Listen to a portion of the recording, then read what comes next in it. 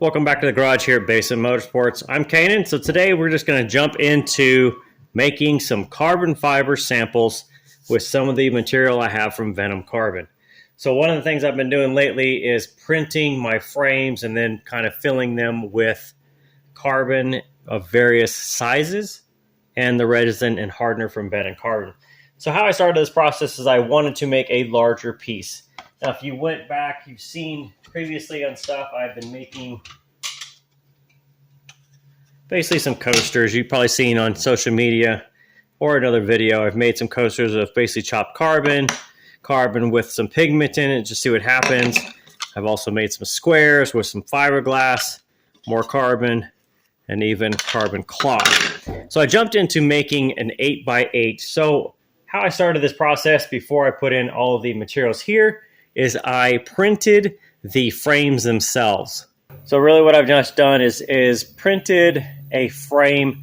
I started with an 8x8 with no lip, and it was about 5 mils or 4.5 mil thick.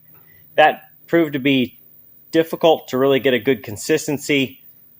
So I wanted something a little bit thicker, so I made one that is about 10 mil thick with an extra lip on it. So now it's printing, and I'll show you what that looks like over on the bench.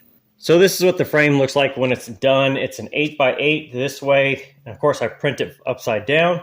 But now I'm trying it, so I've got a garbage bag. This is a white garbage bag that has a nice slick surface, so the carbon will actually lift off of it.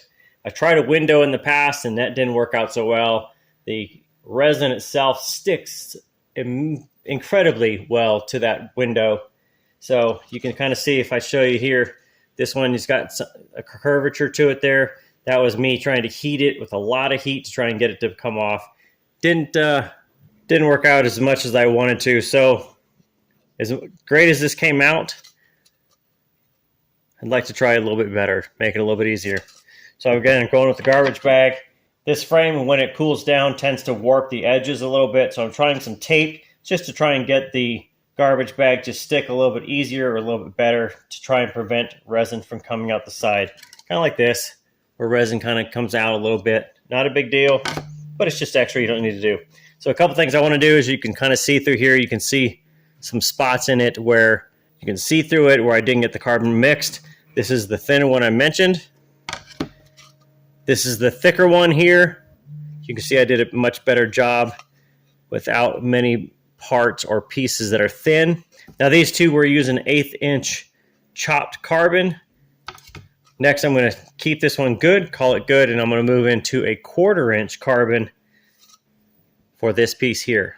All right, so I've already measured this out before. I know that it's going to take 8 ounces of resin and hardener mix. We're going to mix it as a 2-to-1 ratio, so basically 1 cup or 2/3 of that of 1 cup is going to be resin. The other is going to be hardener. So there's my resin, and then there's going to be the hardener on top. Now I need to mix this up, so I usually stir it, probably for about 2 minutes or so to make sure it's thoroughly done and mixed.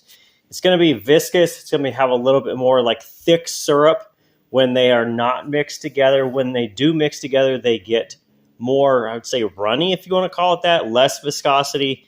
And by the end of it, it's going to be like warm syrup.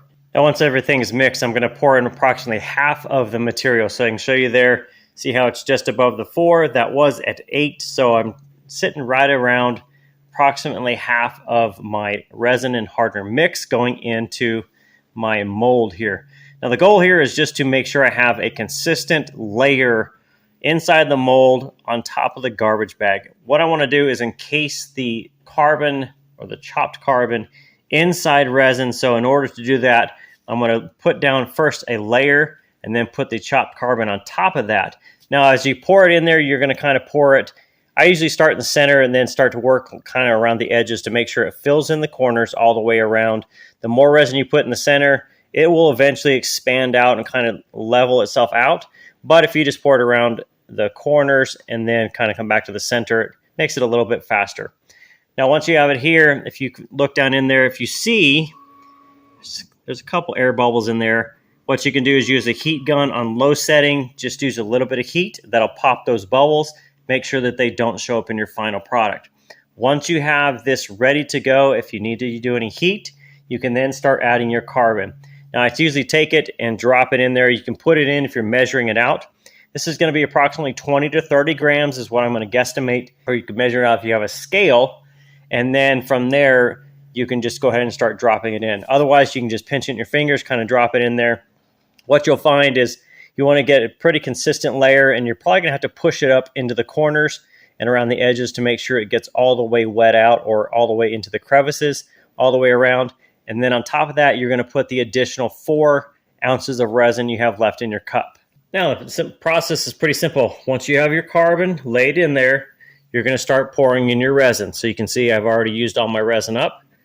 You're going to have 4 ounces to use it. And I usually start in the center, and as you kind of circle it out a little bit, what you'll find is that when you drop your resin in, your carbon is going to start flowing away from it, which is okay. That's why you have a boundary in your frame, your printed frame. That way the carbon can only go so far.